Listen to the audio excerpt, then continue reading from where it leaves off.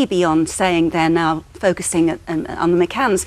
They're sort of they're talking about this blood spot that they've discovered in the holiday apartment. And although the forensic tests won't be completed for a while, a lot of the press seems to be accepting straight away that it's Madeleine's, and that therefore implying that she died in the apartment. Yeah, I mean, the problem has come about quite simply because the Portuguese press are saying a certain amount of information which is completely untested and possibly inaccurate. And they have this secrecy law over there which prevents the police from being able to communicate with other people. And it causes significant problems because at the end of the day, in any major investigation, you need the public's assistance. The public will ultimately solve a crime. They'll give you a little bit of information that you can work on and then work around and potentially have an offender. That hasn't happened. From day one, the Portuguese police did not make an appeal. Nobody knew who they could phone up. No information was given about what Madeleine was wearing. So some of those things, and the criticism, and I've been open, I've criticised the Portuguese police, and even most recently with the Murat's address, you know, they go back to it three months later. What's the likelihood of finding evidence then? Well, look, we'll come back to you in a second. We just want to go live now to Praia da Luz and join Sky's correspondent there, Greg Milam. Greg, we've got news today that the only official suspect in this case, Robert Murat, his lawyer has now weighed in, and he too is putting pressure on the McCanns. Is that right?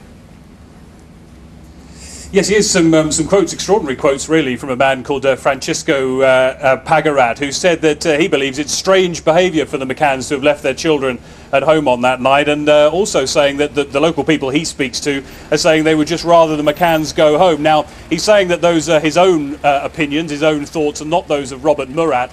You'll know that there was another search of Murat's home at the weekend. Nothing appears to have been found, and he's hoping that status as the official suspect, the only official suspect, will be removed soon by a judge. But his lawyer certainly weighing into that and adding more pressure, you could say, onto the McCanns in terms of the local media here. Greg, why do you think he's saying that the McCanns should go home?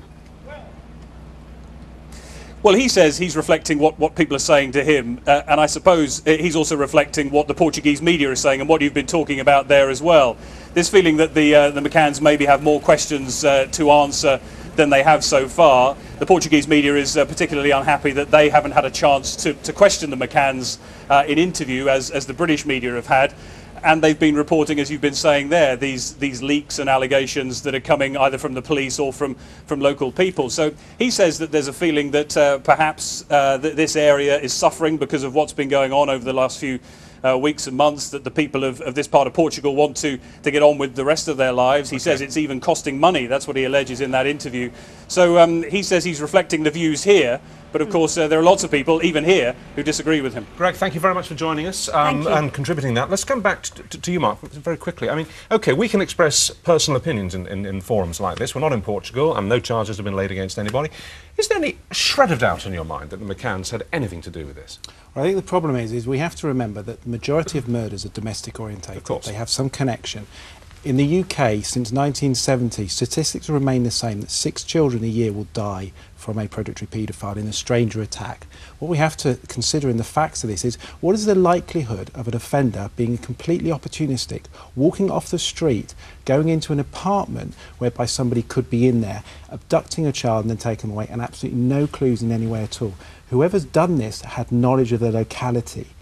It's quite right suspicion falls upon the McCanns. What the police need to do is to eliminate them through evidence. The sad thing is the evidence we've seen at the moment and the investigation has lacked. OK, thank you all very much indeed. Thank you for being here. We'll come back to this, obviously. But Mark, I mean, I'll speak personally. It seems a nonsense to put them under suspicion at this late stage. Crazy. Anyway. That's it. Sorry, that's it for tonight. Bye-bye. See you. Bye. See you.